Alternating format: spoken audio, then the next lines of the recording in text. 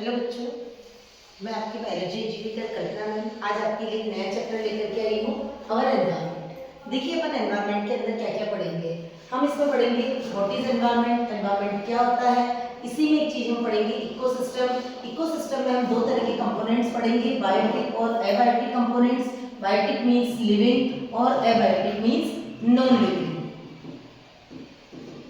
इसके साथ ही हम food chain, food web, trophic level, flow of energy, 10% law और एनवायरमेंटल इश्यूज में ग्लोबल वार्मिंग, ओजोन डेप्लेशन और बायोमैग्निफिकेशन। और लास्ट में हम इसके अंदर पढ़ेंगे कि वेस्ट, बायोडिग्रेडेबल और नॉन बायोडिग्रेडेबल। इस तरीके से हम कंप्लीट चैप्टर के अंदर ये सारे कंपोनेंट्स जो है वो कंप्लीट करेंगे। अब सबसे पहले हम बात करते हैं एनवायरमेंट की।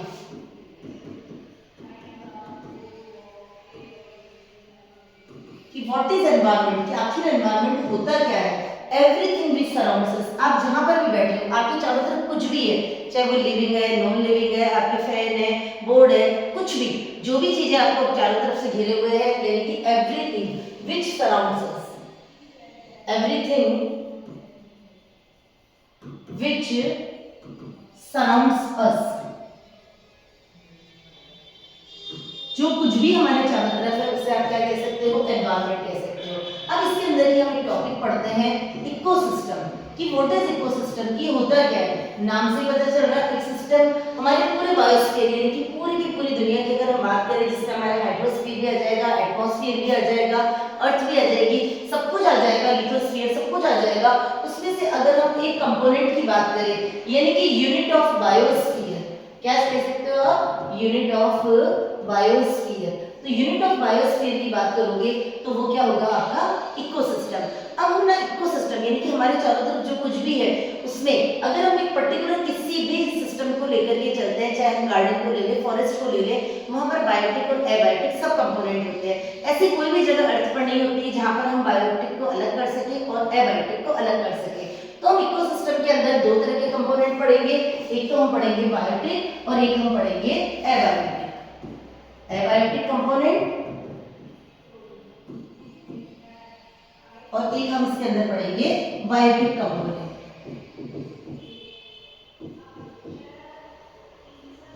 अब एबायोटिक के अंदर सब आ जाएंगे, एयर आ जाएगी, आपके स्टोन्स आ जाएगी, कुछ भी ले लो, जो भी नॉन लिविंग थिंग्स है, नॉन लिविंग थिंग्स वो सारी आपकी किसके अंदर आ जाएगी, वो सारी आ जाएगी आपके एबायोटिक कंपोनेंट में। अब हम डिटेल में स्टडी करेंगे बायोटिक कंपोनेंट की, यानी कि कोई भी इकोसिस्टम जो बना हुआ होता है नॉन लिविंग और लिविंग दोनों से बना हुआ होता है। जितनी भी हमारे चारों तरफ नॉन लिविंग थिंग्स होती है उनकी स्टडी हम करते हैं एबायोटिक कंपोनेंट में और बायोटिक के अंदर लिविंग। तो हम बायोटिक को क्या करते हैं, सेपरेटली हम इसको पढ़ते हैं कि बायोटिक कंपोनेंट्स आखिर होते क्या है। बायोटिक कंपोनेंट्स, बायोटिक कंपोनेंट्स की स्टडी जो करेंगे हम 3 पार्ट्स के अंदर करेंगे, 1, 2 और 3। इसके अंदर आ जाएंगे हमारे पास सबसे पहले प्रोड्यूसर्स, इसके अंदर आएंगे कंज्यूमर्स और इसके अंदर आ जाएंगे डीकंपोजर्स। अब क्या होता है प्रोड्यूसर्स, जैसा कि मैंने आपको लाइफ प्रोसेस वाले चैप्टर के अंदर पढ़ाया था कि प्लांट कौन से, specially green plant. Green plant क्या करते हैं कि एनवायरनमेंट के अंदर जो सनलाइट है, सनलाइट से ये लाइट एनर्जी को क्या करते हैं, कन्वर्ट कर देते हैं केमिकल एनर्जी में। Light energy convert into the chemical energy. कौन से प्रोसेस से करते हैं, ये करते हैं फोटोसिंथेसिस से। ये चीज मैं आपको पिछले वाले चैप्टर में पढ़ा चुकी हूँ कि ये प्रोड्यूसर्स क्या करते हैं, यानी ग्रीन प्लांट्स जो होते हैं ये फूड को प्रोड्यूस करते हैं, ये लाइट एनर्जी को किसमें कन्वर्ट कर देते हैं, केमिकल एनर्जी में कर देते हैं। कौन से प्रोसेस से करते हैं, फोटोसिंथेसिस से करते हैं। ये हम डिटेल में पढ़ चुके हैं, ये एनवायरनमेंट में होते हैं, इनके बिना लाइफ पॉसिबल नहीं है। अब हम बात करते हैं कंज्यूमर्स की, तो कंज्यूमर्स को हम 3 पार्ट्स के अंदर डिवाइड कर सकते हैं। कौन कौन से होंगे, कंज्यूमर्स के अंदर आ जाएंगे आपके पास हर्बीवोर्स, हर्बीवोर्स, कार्निवोर्स, ओमनिवोर्स और वन मोर पैरासाइट्स। पैरासाइट्स भी अपना फूड, ये क्या करते हैं, प्रोड्यूसर्स जो होते हैं अपना ओन फूड बनाते हैं। कौन से प्रोसेस से बनाते हैं, फोटोसिंथेसिस। इसकी डिटेल स्टडी हम कर चुके हैं। अब बात करते हैं कंज्यूमर्स की। ये कंज्यूमर्स किसके डायरेक्टली और इनडायरेक्टली ये सब जो होते हैं प्रोड्यूसर्स के ऊपर डिपेंड होते हैं। अगर ये डायरेक्टली प्लांट प्रोडक्ट को ईट करते हैं, इनकी फीड ऑन प्लांट और प्लांट प्रोडक्ट्स, तो आप इनको क्या कह सकते हो? आप इनको कह सकते हो हर्बीवोर्स। कार्निवोर्स क्या होते हैं? दे फीड ऑन हर्बीवोर्स, वो हर्बीवोर्स को खाते हैं, ये एनिमल्स को खाते हैं। अगर आपसे कहा जाए कि हर्बीवोर्स की जो है एग्जांपल क्या होंगे, तो हर्बीवोर्स के एग्जांपल की अगर मैं बात करूं तो यहाँ पर आ जाएंगे आपके गोट आ जाएगी, उसके बाद में यहाँ पर आप ले सकते हो काऊ ले सकते हो, यहाँ पर आप रैबिट ले सकते हो, ये सब किसमें आ जाएंगे? ये सब आपके हर्बीवोर्स में आ जाएंगे। Carnivores they feed on herbivores. अगर हम कहें कि ये जो होते हैं हर्बीवोर्स, ये किस पे फीड करते हैं? तो ये फीड करते हैं प्रोड्यूसर्स पर, जबकि ये किस पे फीड करते हैं? ये फीड करते हैं हर्बीवोर्स पर। इसके अंदर क्या आ जाएंगे? टाइगर आ जाएगा, लायन आ जाएगा। अगर हम बात करें ओमनिवोर्स की, ये स्पेशली हम एनिमल्स की बात कर सकते हैं, हम हमारी बात कर सकते हैं। ये किसको फीड करते हैं? हम क्या खाते हैं? हम प्लांट प्रोडक्ट भी खाते हैं, हम एग्स भी खाते हैं, मीट भी खाते हैं। यानी कि हर्बीवोर्स जो होते हैं feed on producers and herbivores also. Herbivores also, ये हर्बीवोर्स को भी खाते हैं, ये प्रोड्यूसर्स को भी खाते हैं। यानी कि ये प्लांट भी खाते हैं, प्लांट प्रोडक्ट भी खाते हैं और एनिमल्स को भी खा लेते हैं, एग भी खाते हैं, मिल्क भी पीते हैं। इस तरीके से ओमनिवोर्स आ जाएगा। इसका एग्जांपल हम ले सकते हैं, ह्यूमन आ जाएंगे, क्रो आ जाएगा, इसको आप बोल सकते हो ओमनिवोर्स। अब लास्ट जो हम बात करते हैं पैरासाइट की, जो हमने फर्स्ट चैप्टर में भी पढ़ा था, सेप्रोफाइट और पैरासाइट, सेम वही चीज है कि पैरासाइट जो होते हैं फीड ऑन लिविंग ऑर्गेनिज्म, जिसे आप क्या कहते हो? होस्ट कहते हो। जैसे हम बात करें लाइस की, यानी कि जू की, वो किसके ऊपर होती है? वो हमारे सिर में होती है। हम क्या है? लिविंग है, हम उसके लिए क्या है? होस्ट है, और वो हमारे ऊपर फीड कर रही है, उसको हम क्या कहोगे? पैरासाइट कहोगे। हम डिकम्पोजर्स की बात करते हैं तो feed on dead and decaying matter. इसके अंदर आप एग्जांपल क्या ले सकते हो? फंजाई ले सकते हो, बैक्टीरिया ले सकते हो। इस तरीके से जब हम बात करते हैं पूरे इकोसिस्टम की, तो पूरे इकोसिस्टम को हमने क्या किया? दो पार्ट के अंदर क्लासिफाई कर दिया। एक तो हमने कहा एबायोटिक, यानी कि जिसके अंदर आपके सन भी आ सकता है, उसके अंदर विंड भी आ सकती है, एयर भी आ सकती है, और भी जो नॉन लिविंग थिंग्स जितने भी है वो सब आ सकते हैं। जब हम बात करेंगे बायोटिक की, तो बायोटिक को हम क्या करेंगे? तीन पार्ट्स के अंदर डिवाइड कर देंगे। वो जाएंगे आपके producers, consumers and decomposers. Producers में क्या आ जाएंगे?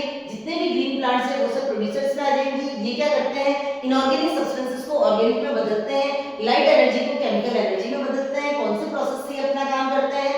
फोटोसिंथेसिस से। They make their own food by the process of photosynthesis. अब बात करेंगे हम कंज्यूमर्स की। कंज्यूमर्स क्या है? कंज्यूमर्स में हम किस किस को इंक्लूड करेंगे? Herbivores, carnivores, omnivores and parasites को। अब ये किस पे होते हैं? डायरेक्टली और इनडायरेक्टली ये प्रोड्यूसर्स के ऊपर डिपेंड होते हैं। अगर ये डायरेक्ट प्रोड्यूसर्स के ऊपर फीड कर रहे हैं उनको आप हर्बीवोर्स कहोगे। कार्निवोर्स वो होते हैं जो हर्बीवोर्स के ऊपर फीड करते हैं, और ओमनिवोर्स वो होते हैं जो प्रोड्यूसर्स और हर्बीवोर्स दोनों के ऊपर फीड करते हैं। अब इनके एग्जांपल की बात करें, ये एग्जांपल आपको याद रखने हैं, ये आपको फूड चेन में भी काम आएंगे और फूड वेब में भी काम आएंगे। उसके बाद में लास्ट में हम बात करते हैं डीकंपोजर्स की। They feed on the dead and decaying matter, जिसमें क्या आ जाएगा? फंजाई और बैक्टीरिया आ जाएगा। इस तरीके से हम बायोटिक और एबायोटिक कंपोनेंट के अंदर डिवाइड कर देंगे। अब अगर हम बात करें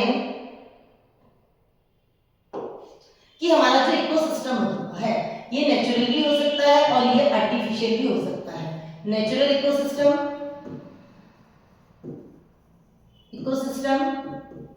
और आर्टिफिशियल इकोसिस्टम।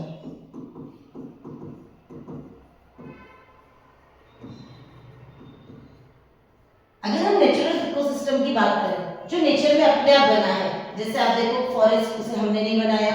हम बात करें डेजर्ट, अगर हम बात करें ग्रासलैंड, हम बात करें ओशियन, ये सारे के सारे इकोसिस्टम देखो ओशियन से लेकर के आप वन ड्रॉप को भी इकोसिस्टम बोल सकते हो।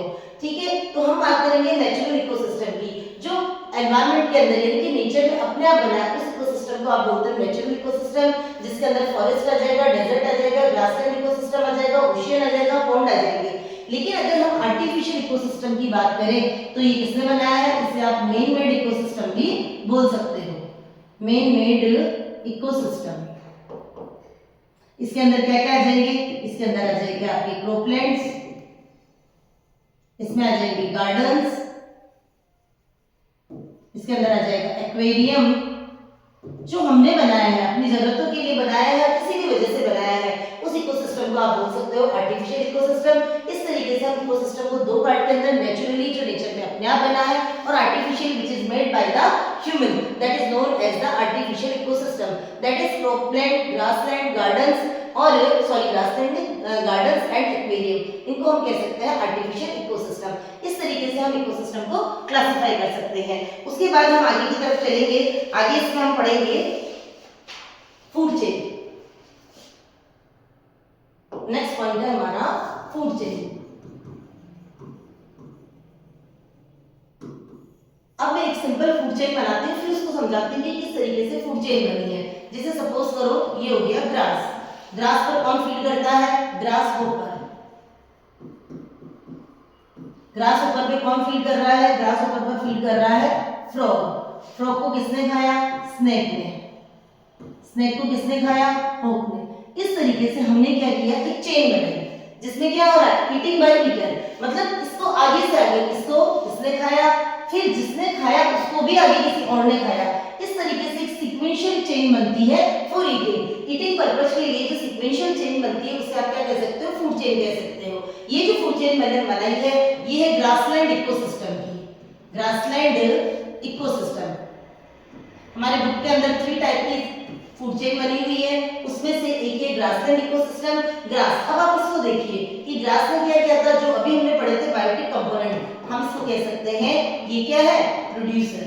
ठीक है, इसको किसने खाया? इसको खाया इसने ग्रास होपर ने। तो आप इसको बोल सकते हो फर्स्ट कंज्यूमर, इसको आप बोल सकते हो हर्बीवोर्स, क्योंकि इसने क्या खाया? इसने खाया प्लांट को, तो आप इसको हर्बीवोर्स बोल सकते हो, आप इसको फर्स्ट कंज्यूमर बोल सकते हो। ये क्या हो गया? प्रोड्यूसर। अब सेकंड नंबर पर, मतलब कंज्यूमर कौन से लेवल का? फर्स्ट है, सेकंड है, थर्ड है, ये इस चीज पर डिपेंड करेगा कि वो उस चेन में कहां पर एग्जिस्ट कर रहा है। अब ये देखिए, ये सेकंड नंबर पर आ रहा है, ये सब कंज्यूमर्स है, ये सेकंड नंबर पर आ रहा है, तो आप इसे क्या कहोगे? इसे आप कहोगे सेकंड कंज्यूमर। अब ये किसको खा रहा है? ये हर्बीवोर्स को खा रहा है, तो आप इसको क्या कह सकते हो? आप इसको कार्निवोर्स कह सकते हो। उसके बाद चलिए स्नेक पर चलिए। स्नेक को आप यहाँ पर क्या कहोगे? यहाँ पर कहोगे इसको थर्ड कंज्यूमर। ये भी क्या है? ये भी कार्निवोर है। उसके बाद लास्ट में आ जाएगा होक, जो इसके ऊपर फीड कर रहा है, इसे आप फोर्थ कंज्यूमर बोल सकते हो। इसे आप टॉप कंज्यूमर भी बोल सकते हो, क्योंकि ये हमारी चेन के टॉप पर है, तो इसे आप टॉप कंज्यूमर बोल सकते हो। इस तरीके से आप किसी भी चेन को समझा सकते हो कि इसमें क्या हुआ? सीक्वेंशियल ईटिंग हुई, तो वो चेन जो सीक्वेंशियल ईटिंग को रिप्रेजेंट करती है उसको आप क्या कहते हो? फूड चेन कहते हो। अब ये जो फूड चेन होती है ये 4 to 5 स्टेप तक ही एग्जिस्ट होती है। इसके पीछे कुछ रीजंस होते हैं, लॉ ऑफ एनर्जी होती है कि एनर्जी जो होती है वो ट्रांसफर हो रही है, कि यहाँ से इसके पास जितनी एनर्जी थी वो इधर ट्रांसफर हो रही। अभी आगे हम 10% लो में पढ़ेंगे कि कितनी एनर्जी आगे ट्रांसफर होती है, उसके हिसाब से ये जो चेन होती है कितना स्टेप तक चलती है। तो ये तो हमने बना दिया ग्रासलैंड इकोसिस्टम। अगर मैं इसी में बना दूं आपके एक्वेटिक इकोसिस्टम, एक्वेटिक इकोसिस्टम की अगर हम बात करें तो एक्वेटिक इकोसिस्टम में जो प्लांट्स जो पानी के अंदर होते हैं उनको हम क्या बोलते हैं? फाइटोप्लैंक्टन्स। फाइटोप्लैंक्टन्स ये प्लांट होते हैं, किसका काम करते हैं? ये प्रोड्यूसर्स का काम करते हैं। अब इनको फाइटोप्लैंक्टन्स को कौन ईट करता है? जूप्लैंक्टन। छोटे एनिमल्स जो इन प्लांट्स को खाते हैं, कि फाइटोप्लैंक्टन पर फीड करने वाले को हम बोलते हैं जूप्लैंक्टन। अब जूप्लैंक्टन को कौन खाती है? फिश। कौन सी फिश? Small fish. अब ये स्मॉल फिश को कौन खा सकता है? Large fish. इस तरीके से ये चेन आगे से आगे बढ़ती रहेगी। तो यहाँ पर क्या हो गया? ये हो गए प्रोड्यूसर्स, ये हो गए फर्स्ट कंज्यूमर, ये हो गया सेकंड कंज्यूमर, उसके बाद में आप इसे क्या कहोगे? टॉप कंज्यूमर बोल सकते हो। अब अगर आपसे पूछा जाए कि फूड चेन की क्या कैरेक्टरिस्टिक होते हैं, पहली चीज आप इसमें देखिए, हमेशा ये चेन आगे की तरफ बढ़ रही है। यानी कि ये यूनिडायरेक्शनल होती है। एनर्जी का फ्लो जो होता है वो भी यूनिडायरेक्शनल होता है, ऑलवेज स्ट्रेट होती है। उसके अलावा ये कह सकते हो ये 3 से 4 स्टेप, मैक्सिमम ये 5 स्टेप तक चलती है। इस तरीके से आप फूड चेन के कैरेक्टरिस्टिक बता सकते हो। अब क्या होता है कि जैसे ये फूड चेन है, फूड चेन में इसमें ये बता रहे हैं कि ग्रास को ग्रास ऊपर खा रहा है, ग्रास ऊपर को फ्रॉग खा रहा है, फ्रॉग को स्नेक खा रहा है, स्नेक को होक खा रहा है। इस तरीके से हमने एक चेन को रिप्रेजेंट की। सपोज करो मैं आपको एक एग्जांपल देकर के बताती हूँ फॉरेस्ट इकोसिस्टम का। अगर हम बात करें फॉरेस्ट इकोसिस्टम की, छोटी सी चेन बनाते हैं इसमें हम कि यहाँ पर आ गया प्लांट, यहाँ पर आ गया रैबिट और यहाँ पर हम ले लेते हैं टाइगर। अब यहाँ पर क्या हुआ, ये जो प्लांट है ये प्लांट तो हो गए प्रोड्यूसर, इसको खाने वाला ये हो गया कंज्यूमर, ठीक है, और ये यहाँ पर इस चेन के अकॉर्डिंग ये हो गया टॉप कंज्यूमर। अब अगर आपसे ये पूछा जाए, पहली चीज तो ये होती है कि इकोसिस्टम अपने आप को बैलेंस रखता है। अगर यहाँ से मैं 3 तरह के क्वेश्चन बनाऊं, सपोज करो कि हम अर्थ पर से या उस फॉरेस्ट में से प्लांट को हटा दें, 100% प्लांट का रिमूवल कर दें। अगर हम प्लांट को रिमूव कर देते हैं या प्लांट पूरी तरह से खत्म हो जाता है तो what will happen if plants will remove या प्लांट विल फिनिश, कि अगर प्रोड्यूसर पूरी तरह से खत्म हो जाता है तो उस कंडीशन में क्या होगा। अगर प्लांट्स नहीं होंगे तो रैबिट किस पर फीड करेगा, रैबिट खत्म। अगर रैबिट नहीं होंगे तो टाइगर किस पे खत्म करेगा, टाइगर खत्म। यानी कि पूरा का पूरा इकोसिस्टम जो है वो खत्म हो जाएगा। अगर हम बात करें कि सेकंड, अगर हम कहें कि यहाँ से हम सिर्फ रैबिट को रिमूव कर रहे हैं, अगर what will happen if all the rabbits will die, अगर पूरे के पूरे रैबिट्स जो होंगे वो खत्म हो जाएंगे तो उस कंडीशन में क्या होगा। अब जब रैबिट्स खत्म हो जाएंगे तो उस कंडीशन में टाइगर को खाने के लिए कुछ नहीं मिलेगा। अगर टाइगर को खाने के लिए कुछ नहीं मिलेगा तो क्या होगा, या तो इनकी भी डेथ हो जाएगी या फिर they will move into the cities, move into the cities, यानी कि रेजिडेंशियल एरिया के अंदर आ जाएंगे, फिर ये हमारे लिए खतरा बन जाएंगे। ये चीज हो सकती है। अगर मैं लास्ट वन की बात करूं कि ये दोनों तो है लेकिन हमने टाइगर को पूरी तरह से खत्म कर दिया, उस कंडीशन में क्या होगा, अगर आपने टाइगर पूरी तरह से खत्म कर दिए तो ये रैबिट जो है इनकी पॉपुलेशन जो होगी वो इंक्रीज होती जाएगी। अगर रैबिट की पॉपुलेशन इंक्रीज हो गई तो ये सारे के सारे प्लांट्स खा जाएंगे। उस कंडीशन के अंदर क्या होगा, हमारा पूरा का पूरा फॉरेस्ट जो है वो वापस डेजर्ट के अंदर कन्वर्ट हो जाएगा। कहने का मतलब ये है कि हमारा जो इकोसिस्टम है उसके अंदर अगर हम बात करें प्रोड्यूसर्स की, हर्बीवोर्स की, कार्निवोर्स की, ओमनीवोर्स की, ये सब अपनी जगह इंपॉर्टेंट है। इन सब ने इकोसिस्टम को बैलेंस कर रखा है। अगर इसमें से एक भी पार्ट यहाँ से रिमूव हो जाए तो वहां पर क्या होगा, पूरा इकोसिस्टम डिस्टर्ब हो जाएगा। जैसे अगर हम बात करें डीकंपोजर्स की, कि डीकंपोजर्स जो होती है उनकी खुद की अपनी एक इंपॉर्टेंस होती है। कैसे, आप इनको कह सकते हो स्कैवेंजर्स, स्कैवेंजर्स ऑफ एनवायरनमेंट। कैसे कह सकते हो आप इनको स्कैवेंजर्स, कि डीकंपोजर्स जो होते हैं they feed on the dead and decaying matter. अब सपोज करिए कि वहां पर फॉरेस्ट के अंदर कोई प्लांट सूख जाता है, कोई एनिमल जो है उसकी डेथ हो जाती है, उसकी बॉडी वहां पर पड़ी हुई होती है, तो उस कंडीशन के अंदर ये जो डीकंपोजर्स होते हैं वो उसके ऊपर फीड करके उसको पूरी तरह से डीकंपोज कर देंगे। अगर डीकंपोजर्स नहीं होंगे तो ये डेड बॉडीज ऐसी वहां पर पड़ी रहेगी और उस कंडीशन के अंदर ये जो अर्थ होगी वो रहने लायक नहीं बचेगी। तो हम ये कह सकते हैं कि इकोसिस्टम के अंदर जो कुछ भी है वो सब अपने आप के अंदर क्या है, इंपॉर्टेंट है। तो इस तरीके से हम इसको फूड चेन को कंप्लीट कर सकते हैं। उसके बाद में हमारे पास सेकंड नंबर पर आता है फूड वेब। इसकी अपनी एक इंपॉर्टेंस है। पहले आप देखिए कि फूड वेब क्या कहती है।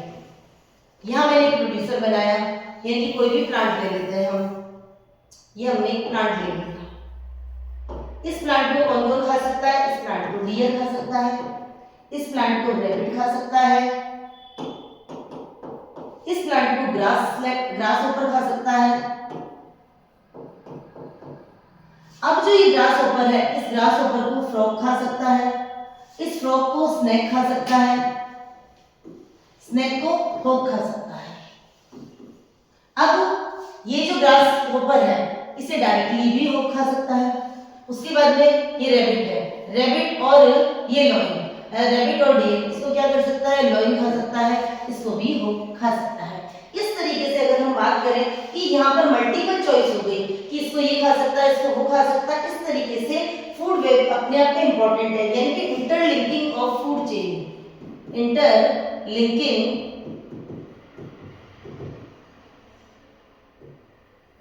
ऑफ फूड चेन, या आप इसको कह सकते हो मल्टीपल फूड चेन,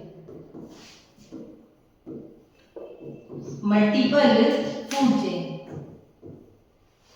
तो मल्टीपल फूड चेन को आप क्या कह सकते हो, फूड वेब। अब ये कह रहा है कि जब हमारे पास फूड चेन थी तो फूड वेब की इंपॉर्टेंस क्या है, इंपॉर्टेंस ऑफ फूड वेब, कि फूड वेब की आखिर इंपॉर्टेंस क्या है। तो फूड वेब क्या करती है, हमें मल्टीपल ऑप्शंस प्रोवाइड करती है किसके, सर्वाइवल के। जैसे सपोज करिए कि मान लो टाइगर है, वो स्ट्रिक्टली सिर्फ और सिर्फ रैबिट को खाता है, इसके अलावा वो कोई भी चीज नहीं खाता है, ठीक है। अगर मान लो अर्थ के ऊपर सारे के सारे रैबिट खत्म हो जाते हैं तो टाइगर क्या खाएगा, वो ऑटोमेटिकली खत्म हो जाएगा। लेकिन टाइगर के पास और भी ऑप्शन है, ये डियर खा सकता है। तो इस तरीके से फूड वेब क्या करती है, ऑप्शन अवेलेबल कराती है सर्वाइवल के।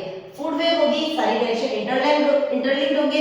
जैसे अगर हम हमारी बात करें कि हम स्ट्रिक्टली किसी एक फूड के ऊपर सर्वाइव करें कि सिर्फ हम यही फूड खाएंगे, इसके अलावा कुछ नहीं खाएंगे, तो उस कंडीशन के अंदर क्या होगा, अगर वो फूड खत्म हो जाता है तो फाइनली हम भी खत्म हो जाएंगे। लेकिन हमारे पास बहुत सारे ऑप्शन है, जैसे हम खाना खाते हैं, हमारे पास हम व्हीट खा सकते हैं, हम राइस खा सकते हैं, हम फ्रूट्स खा सकते हैं, फ्रूट्स में बहुत सारे ऑप्शंस हैं, हम वेजिटेबल्स खा सकते हैं, उसमें भी बहुत सारे ऑप्शन हैं। तो ये जितने ऑप्शंस होते हैं, फूड वेब क्या करती है, हमको ऑप्शंस अवेलेबल कराती है ताकि हम सर्वाइवल कर सकें। अब इसके बाद में आता है कंसेप्ट की एनर्जी फ्लो, इंपॉर्टेंट टॉपिक है एनर्जी, सॉरी इससे पहले हम पढ़ेंगे trophic level. Trophic level, trophic level का मतलब होता है each step of the food chain. Food chain के हर स्टेप के ऊपर जो एनर्जी होती है उसकी हम बात करेंगे। जैसे हम इसको बात कर लेते हैं, इस तरीके से हम एक पिरामिड बनाते हैं। यहाँ पर हम कह देंगे कि यहाँ पर क्या है, प्रोड्यूसर्स है, यहाँ पर क्या आ जाएंगे, हर्बीवोर्स आ जाएंगे, यहाँ पर क्या आ जाएंगे, कार्निवोर्स आ जाएंगे, और यहाँ पर आ जाएगा टॉप कार्निवोर। आप अगर इनको पहले कहोगे तो ये सब क्या हो गए, ये सब हो गए कंज्यूमर। अब कंज्यूमर जो होता है हमेशा प्रोड्यूसर्स के बाद में आता है। लेकिन अगर हम ट्रॉपिक लेवल की बात करें, each step of the food chain, मैंने क्या वर्ड बोला, each step of the food chain which have energy. तो अगर हम बात करें प्रोड्यूसर्स की तो हमारी एनर्जी यहीं से शुरू हो जाती है। तो जब हम ट्रॉपिक लेवल को मेंशन करेंगे तो हम इसे बोलेंगे फर्स्ट ट्रॉपिक लेवल, इसे हम बोलेंगे सेकंड ट्रॉपिक लेवल, इसे हम बोलेंगे थर्ड ट्रॉपिक लेवल, और ये हो जाएगा हमारा फोर्थ ट्रॉपिक लेवल। अब इससे आपको एक फूड चेन में समझाते हैं जहां पर कंज्यूमर या ट्रॉपिक लेवल से रिलेटेड अगर कोई क्वेश्चन पूछते हैं तो वो आपका गलत नहीं होना चाहिए। जो मैंने अभी आपको ग्रासलैंड इकोसिस्टम बताया था उसके अंदर हमने क्या पढ़ा था, उसमें हमने पढ़ा था ये ग्रास। ग्रास को कौन ईट करता है, ग्रास होपर। ग्रास होपर को कौन खा रहा है, फ्रॉग। फ्रॉग को कौन खा रहा है, स्नेक, और स्नेक को कौन खा रहा है, होक। ये हमने फूड चेन बनाई थी।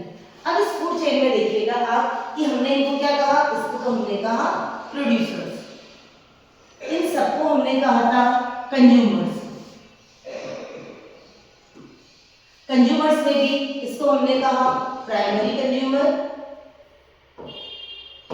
इसको हमने कहा सेकेंडरी कंज्यूमर, इसको हमने कहा टर्शियरी कंज्यूमर, इसको हमने कहा टॉप कंज्यूमर। लेकिन जब हम ट्रॉपिक लेवल की बात करेंगे तो प्रोड्यूसर्स जो होंगे वो होंगे आपके फर्स्ट ट्रॉपिक लेवल, ये होगा आपका सेकंड ट्रॉपिक लेवल, ये होगा third trophic level, fourth trophic level, और ये होगा फिफ्थ ट्रॉपिक लेवल। अब एक बात आप ध्यान से सुनिएगा, आपको कोई भी फूड चेन दे दी जाती है, इसके आंसर डिपेंड करेंगे फूड चेन पर कि फूड चेन में उसकी पोजीशन कहाँ है। सपोज करिए कि ये आपको फूड चेन दे दी और आपसे ये पूछ लिया गया कि बताइए फ्रॉग कैसा कंज्यूमर है और इसका ट्रॉपिक लेवल क्या है, तो आपको कंज्यूमर तो यहाँ से शुरू हो रहे हैं, ये तो प्रोड्यूसर है, तो आप फ्रॉग के लिए आंसर क्या दोगे कि ये सेकंड कंज्यूमर है। लेकिन अगर ट्रॉपिक लेवल की बात करें तो ये थर्ड ट्रॉपिक लेवल पर एग्जिस्ट करता है, क्योंकि ट्रॉपिक लेवल हमारा यहीं से शुरू हो जाता है प्रोड्यूसर से। तो इस तरीके से मान लो अगर इस फूड चेन को छोटा कर देते हैं, जिसे मैं एक एग्जांपल और देके बताती हूँ आपको। अभी जो हमने फॉरेस्ट इकोसिस्टम पढ़ा था कि यहाँ पर है प्लांट यहाँ पर है हमारे पास रैबिट और यहाँ पर हमने ले लिया टाइगर। अगर मैं पूछूं टाइगर की मैं बात करूं और अगर ये पूछूं कि ये कैसा कंज्यूमर है और ट्रॉपिक लेवल, ये कंज्यूमर कैसा है और ट्रॉपिक लेवल की बात करूं तो मैं यहाँ से काउंटिंग करनी है। हम बात करेंगे कंज्यूमर यहाँ से आएगा, तो कंज्यूमर कौन सा हो गया, ये सेकंड कंज्यूमर हो गया। अगर बात करूं मैं ट्रॉपिक लेवल की तो 1, 2 और 3, ट्रॉपिक लेवल कौन सा हो गया, थर्ड हो गया। तो ये हमारा कौन से ट्रॉपिक लेवल पर होगा, कौन सा कंज्यूमर होगा, ये किस पे डिपेंड करेगा कि फूड चेन की पोजीशन क्या है, किस पोजीशन पर वो पर्टिकुलर एनिमल जो है वो एग्जिस्ट कर रहा है, उसके अकॉर्डिंग हम बताएंगे कि वो कौन से ट्रॉपिक लेवल पर है और कौन सा कंज्यूमर है। दूसरी चीज कि इसके अंदर जो आप एनर्जी की बात करते हैं, एनर्जी ट्रांसफर 10% लो किसने दिया था, ये लिंडन ने दिया था कि 10% लो। इसने क्या बताया था, इसने बताया था कि जो ये सन होता है, सन से अर्थ पर जितनी भी लाइट आती है तो जो प्लांट्स होते हैं उसमें से केवल जितनी लाइट आ रही है अर्थ पर उसका 1% जो होता है वो प्लांट क्या करता है, एब्जॉर्ब करता है। केवल 1% को वो एब्जॉर्ब एंड यूटिलाइज करता है। उसके बाद यहां से जो ट्रांसफर होती है आगे, यानी कि हम बात करें यहां पर हर्बीवोर्स, कार्निवोर्स और ओमनिवोर्स की, तो आगे जो एनर्जी ट्रांसफर होती है वो कैसी होती है, वो होती है 10%। अब इसका जैसे अपन एक एग्जांपल ले लेते हैं। सपोज करिए कि यहां से एनर्जी आ रही है 1000 यूनिट, जो कहां से आ रही है, सन से आ रही है। सन की जो रेडिएशन आ रही है उसमें से ज्यादातर जो होगी वो एनवायरनमेंट के अंदर एब्जॉर्ब हो जाएगी, वापस रेडिएशन हो जाएगा। लेकिन इसमें से केवल जो प्लांट यूज करेगा या स्टोर करेगा वो कितनी करेगा, 1% करेगा। 1% का मतलब कितना हो गया, 1% ऑफ 1000, यानी कि 1 डिवाइडेड बाय 100 मल्टीप्लाई बाय 1000। 20 से 20 कैंसिल, कितना हो गया, ये हो गया 10 यूनिट। अब इसका 10%, यहां तक तो 1% आएगा, यहां से 10% ट्रांसफर होगा, यानी कि 10% ऑफ 10, यानी कि 10 बाई 100 मल्टीप्लाई बाय 10 कैंसिल, कितना हो गया, ये 1 यूनिट। अब नेक्स्ट क्या हो जाएगा इसका, 10% ऑफ 1 कितना हो जाएगा, 10 बाई 100 मल्टीप्लाई बाय 1, यानी कि कितना हो गया, 0.1। इस तरीके से ये आगे चलता रहेगा। तो आपको क्या करना है, इसमें जो एनर्जी ट्रांसफर हो रही है वो कितने परसेंट ट्रांसफर हो रही है, 10%। तो इसे हम बोलते हैं 10% लो। अब इसमें आप एक चीज और देखिए कि एनर्जी जो है वो हमेशा क्या हो रही है, आगे से आगे ट्रांसफर हो रही है। यानी कि अगर आपसे पूछा जाए कि एनर्जी का जो रूल होता है वो क्या होता है, कि एनर्जी जो होती है ऑलवेज यूनिडायरेक्शनल, कैसी होती है, ऑलवेज यूनिडायरेक्शनल। अब क्योंकि हमने अभी एक चीज और पढ़ी कि एनर्जी जो ट्रांसफर हो रही है वो कितनी हो रही है, 10% हो रही है, तो हमारे से क्वेश्चन पूछा जाता है कि जो फूड चेन होती है कितने स्टेप तक सर्वाइवल होती है, तो वो 4 to 5 स्टेप्स तक ही सर्वाइवल होती है। क्योंकि प्रोड्यूसर जितना भी प्रोड्यूस करता है उसमें से 10% तक वो आगे ट्रांसफर होती है, तो 4 से 5 स्टेप तक इतनी कम एनर्जी बच जाती है, तो इसके बाद में फूड चेन का सर्वाइव करना मुश्किल हो जाता है। तो इस तरीके से हमने क्या क्या कंप्लीट कर लिया, फूड चेन कंप्लीट कर लिया, फूड वेब कंप्लीट कर लिया, एनर्जी ट्रांसफर कंप्लीट कर ली, हमने इसमें 10% लो कंप्लीट कर लिया। अब एक लास्ट टॉपिक जो हमारा आता है वो आता है एनवायरमेंटल इश्यूज का।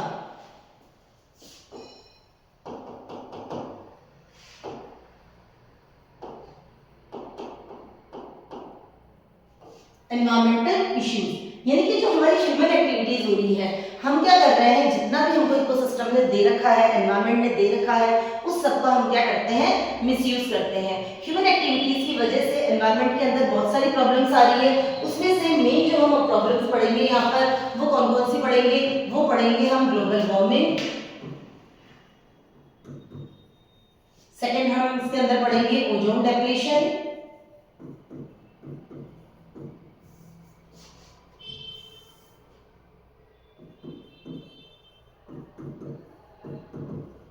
थर्ड इसके अंदर हम पढ़ेंगे बायोमैग्निफिकेशन।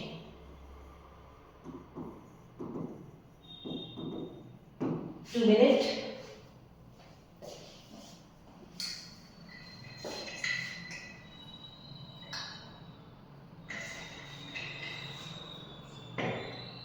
ये देखिए कि हमारी ह्यूमन एक्टिविटीज की वजह से फर्स्ट हम पढ़ेंगे ग्लोबल वार्मिंग। ये इंपॉर्टेंट पॉइंट्स है ये लास्ट के, लेकिन यहाँ से आपका एग्जाम में एक क्वेश्चन बनता है। ये तीनों ही इंपॉर्टेंट है, तीनों में से एक भी चीज आपकी एग्जाम के अंदर आने की मोस्ट प्रोबेबिलिटी रखती है। फर्स्ट ऑफ ऑल हम पढ़ेंगे global warming.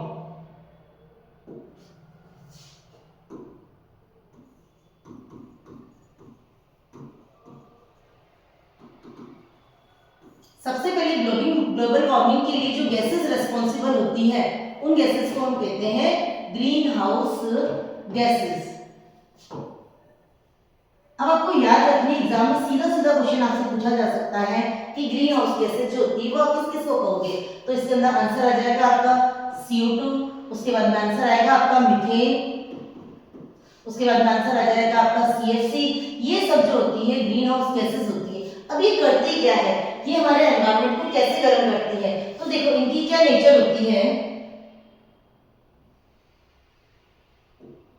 Green house gases ये क्या करती है, हमारे अर्थ के चारों तरफ, सपोज करिए कि ये अर्थ है, इसके चारों तरफ एनवायरनमेंट है, तो इसके चारों तरफ क्या करती है, ब्लैंकेट बना लेती है इन गैसेस का। अब ये क्या करती है, CO2 का क्या नेचर होता है कि ये सनलाइट को आने तो देती है, यहाँ से जो लाइट्स आ रही है, सनरेज आ रही है, उसे ट्रैप तो होने देती है, उसे क्या कर रही है, ट्रैप तो होने दे रही है, बट डू नॉट एस्केप, उसे अर्थ से वापस निकलने नहीं दे रही है। अब आप बताइए कि सन से लाइट आ तो रही है कंटिन्यूअस अर्थ के ऊपर, लेकिन ये वापस यहाँ से जा नहीं रही है, do not escape, do not allow escape of the light. उस कंडीशन में क्या होगा कि हमारे अर्थ के ऊपर हीट जो होगी वो डे बाय डे इंक्रीज होती रहेगी, जिसे आप क्या कहोगे, ग्लोबल वार्मिंग। और ग्लोबल वार्मिंग का इफेक्ट क्या होगा कि सी लेवल जो होगा, क्योंकि आइस जो होगी वो मेल्ट हो जाएगी, सी लेवल इंक्रीज हो जाएगा, उसकी वजह से क्या होगा, फ्लड्स आ जाएंगे। तो आपको ये ध्यान रखना है कि ग्लोबल वार्मिंग के लिए जो होती है कौन सी गैसेस रिस्पांसिबल होती है, CO2, CH4, CFC, इसको बोलते हैं क्लोरोफ्लोरोकार्बन, ये हो जाएगी मीथेन। अब इसके बाद में हम इसके अंदर सेकंड वाला पॉइंट पढ़ेंगे, ओजोन, जो मोस्ट इंपॉर्टेंट पॉइंट है जिसका नाम है ओजोन। सबसे पहले तो ये देखिए कि ओजोन होता क्या है। ओजोन एक गैस है, इसे हम कैसे रिप्रेजेंट करते हैं, O3 से रिप्रेजेंट करते हैं। अब इस ओजोन ने क्या किया हमारे एनवायरनमेंट में, यानी कि अर्थ के ऊपर इन्होंने एक लेयर बनाई है जिसका नाम है ओजोन लेयर। अब आप इसमें बहुत सारी चीजें समझिए कि पहले की ओजोन गैस बनी कैसे, ओजोन गैस ने क्या बनाया, ओजोन लेयर बनाई, तो वो कैसे बनाई, तो एनवायरनमेंट के अंदर जो ऑक्सीजन है इसके ऊपर सनलाइट से क्या आती है, UV rays from sunlight. Sunlight से जो यूवी रेज आती है वो क्या कर देती है, इस ऑक्सीजन को तोड़ देती है, ब्रेकिंग ऑफ ऑक्सीजन को ब्रेक कर दिया। अब ये जो ऑक्सीजन होती है, जो दूसरे ऑक्सीजन होते हैं, ये जो फ्री ऑक्सीजन मॉलिक्यूल है, ये इस ऑक्सीजन के साथ में कंबाइन होकर के क्या बनाएगा, O3 बनाएगा, जिसे आप क्या कहोगे, ओजोन कहोगे। इस तरीके से ओजोन लेयर बन जाती है। अब हो क्या रहा है, डे बाय डे हम जो रेफ्रिजरेटर्स यूज करते हैं, हम जो AC यूज करते हैं, उसके अंदर एक गैस होती है जिसका नाम होता है CFC, क्लोरोफ्लोरोकार्बन। ये क्लोरोफ्लोरोकार्बन जो है ये क्या कर रही है, धीरे धीरे इस ओजोन लेयर को डेप्लेट कर रही है, उसको ब्रेक कर रही है। तो फर्स्ट टाइम ओजोन होल देखा गया एंटार्क्टिका के ऊपर। ओजोन होल ये पहली बार कहां देखा गया, ये देखा गया एंटार्क्टिका पर। जब एंटार्क्टिका के ऊपर ओजोन होल देखा गया तो एक दिमाग में क्वेश्चन आया कि भाई ओजोन लेयर क्या करती है, हमें यूवी रेज से प्रोटेक्ट करती है, बनती भी यूवी रेज से ही है, लेकिन हमारे अर्थ को यानी कि हमें प्रोटेक्ट किससे करती है, यूवी रेज से। अगर ये डेप्लेट हो जाती है तो यूवी रेज जो होगी वो क्या होगी, डायरेक्ट अर्थ के ऊपर आ जाएगी। अब उसके क्या नुकसान होंगे वो आप देखिए कि अगर ये यूवी रेज डायरेक्टली अर्थ के ऊपर आ जाती है, यानी कि ओजोन लेयर का अगर डेप्लेशन हो जाता है, तो उस कंडीशन में जब यूवी रेज आएगी, यूवी रेज से क्या नुकसान होंगे, ये हमारे को स्किन कैंसर करेगी, इट कॉजेस स्किन कैंसर। उसके अलावा ये क्या करेगी, जो क्लोरोफिल होता है उस क्लोरोफिल को ये क्या कर देती है, किल कर देती है, क्लोरोफिल को मार देती है। जब क्लोरोफिल नहीं होगा तो फोटोसिंथेसिस भी नहीं होगा, और जब फोटोसिंथेसिस नहीं होगा तो हमारा सर्वाइवल जो होगा वो मुश्किल हो जाएगा। उसके अलावा ये बहुत सारे ऐसे फैक्टर्स होते हैं कि ह्यूमन की जो हेल्थ है, ह्यूमन इम्यूनिटी इसको ये क्या कर देगा, इसको ये डिक्रीज कर देगा। इस तरीके से यूवी रेज जो होगी नुकसान करेगी। तो ये तो हमने पढ़ लिया कि ओजोन लेयर बनी कैसे। उसके बाद में ओजोन लेयर का अगर डिप्लीशन हो जाता है, डिप्लीशन के लिए कौन कौन सी गैसेस रेस्पॉन्सिबल है, तो मेनली इसके अंदर क्लोरोफ्लोरोकार्बन रेस्पॉन्सिबल है। थर्ड चीज है कि अगर वो डिप्लीट हो जाती है तो उस कंडीशन में यूवी रेज जब अर्थ पर पहुंचती है तो क्या क्या नुकसान कर सकती है, स्किन कैंसर के लिए रेस्पॉन्सिबल हो सकती है, फोटोसिंथेसिस को रिड्यूस कर सकती है, ह्यूमन की इम्यूनिटी को रिड्यूस कर सकती है। अब सवाल ये होता है कि हम इसको बचाएंगे कैसे। तो यूएनईपी ने क्या किया, यूनाइटेड नेशन एनवायरमेंटल प्रोग्राम ने एक लॉ बनाया है यूएनईपी। इन्होंने कहा है कि सीएफसी इसको बैन कर दिया जाए।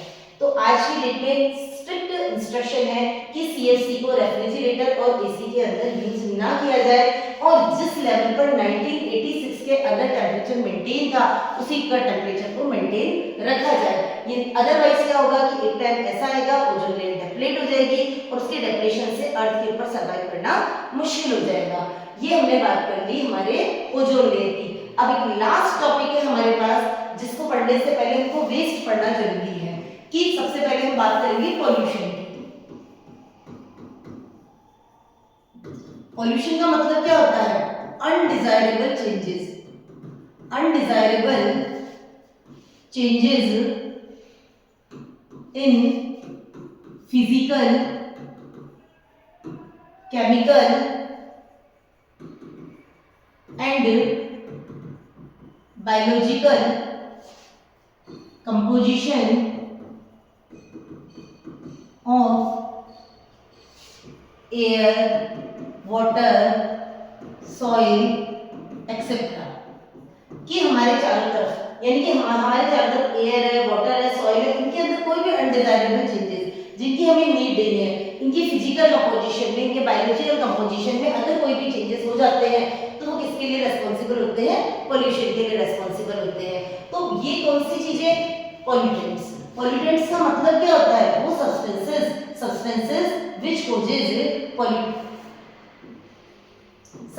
which causes the pollution that are known as the pollutants। इसमें आप क्या क्या पढ़ सकते हो, इसमें आप पढ़ सकते हो सीवेज वेस्ट पढ़ सकते हो, इसमें आप क्या पढ़ सकते हो, इंडस्ट्रियल वेस्ट पढ़ सकते हो,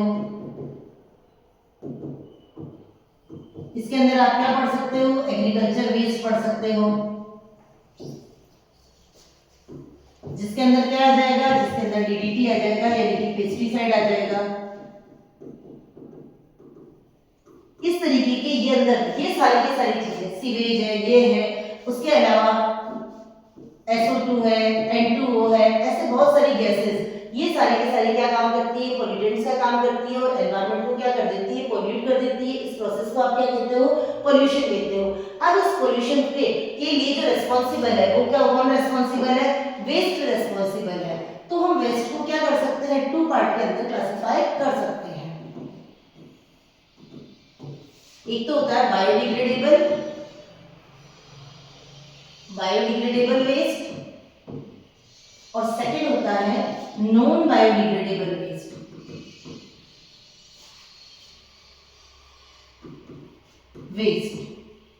अब आप इन दोनों में डिफरेंस समझिए कि बायोडिग्रेडेबल क्या होता है, नॉन बायोडिग्रेडेबल क्या होता है। वो वेस्ट, वो कोई भी waste which is decompose by microbial activities, कि वो सारा वेस्ट जो माइक्रोब्स की एक्टिविटीज से खत्म हो जाता है। जैसे इसका एग्जांपल आप ले सकते हो सीवेज वेस्ट, ये माइक्रोब्स की एक्टिविटीज से खत्म हो जाता है। तो ऐसे वेस्ट को हम क्या बोलते हैं, बायोडिग्रेडेबल वेस्ट। लेकिन वो वेस्ट जो एनवायरनमेंट में इन माइक्रोबियल एक्टिविटीज से डिकम्पोज नहीं होता है उसे आप क्या कहोगे, नॉन बायोडिग्रेडेबल। जैसे डीडीटी, ये नॉन बायोडिग्रेडेबल होता है। आप कह सकते हो पॉलीथीन, ये नॉन बायोडिग्रेडेबल होता है। उसके बाद आप कह सकते हो प्लास्टिक, ये नॉन बायोडिग्रेडेबल होता है। तो ये धीरे धीरे क्या कर रहे हैं, अर्थ को पोल्यूट कर रहे हैं। तो इस तरीके से हम सारे वेस्ट को 2 पार्ट के अंदर बांट सकते हैं, biodegradable, non biodegradable. Biodegradable waste which is decomposed by the microbial activities, that is known as the biodegradable waste. Example is the sewage waste. और नॉन बायोडिग्रेडेबल वेस्ट, इसके अंदर आप किचन वेस्ट भी इंक्लूड कर सकते हो।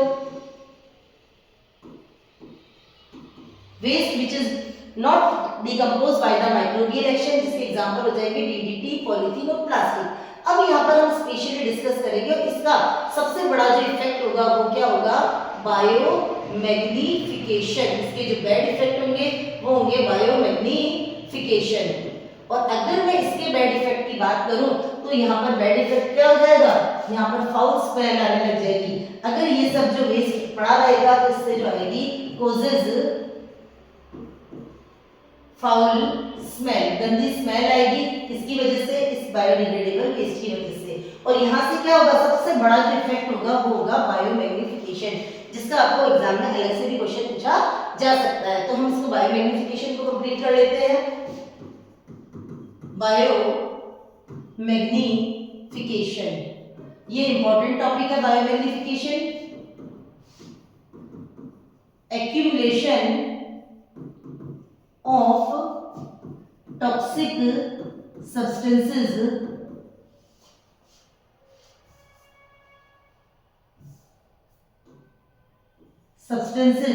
at higher trophic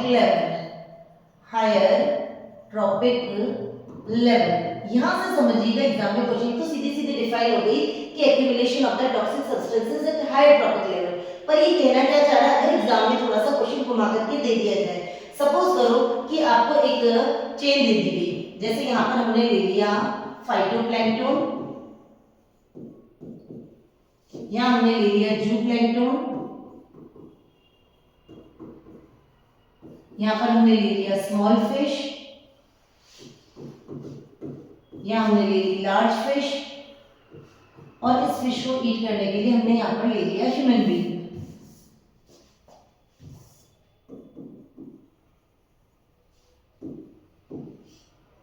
अब अगर आपसे पूछा जाए कि बायोमैग्निफिकेशन या accumulation of the toxic substances कहाँ सबसे ज्यादा होगा, तो वो ह्यूमन बीइंग में सबसे ज्यादा होगा। हम आपको बताते हैं कि ऐसा क्यों होगा। जैसे हम एग्जांपल लेते हैं डीडीटी।